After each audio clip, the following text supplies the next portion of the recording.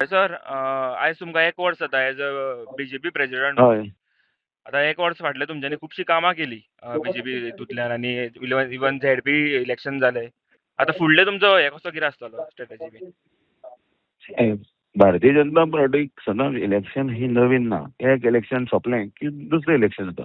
हय, पण सगळ्यांत व्हडलें काम खंयचें आसा तें काम म्हटल्यार आमकां संघटन घट करपाचें. हय, आमचे कडेन कोणूच नाराज जायना आसतना ताजें कितें आसा ते प्रश्न सुटावे करपाचे ते आनी तांकां ते मुख्य प्रवाहान भितर हाडप आनी तांची कामां करप हें म्हत्वाचें. हय, आनी म्हणून कोण जुने आसतले सिनियर आसतले सगळ्यांक लागीं हाडप, तांचे कडल्यान पक्षाची जेन्ना पयली सेवा जाताली तशी सेवा फुडें व्हरपाची आनी तें टास्कूय आसा. हय. कोणाकी नवीन लोक आयले म्हणून कोणूच नाराज जावपाक जायना. ताकाय ताचें योग्य स्थान मेळपाक जाय आनी त्याच बरोबर नवीन आसा तांकांय मार्गदर्शन करपाक जाय हें मोठें आव्हान आसा.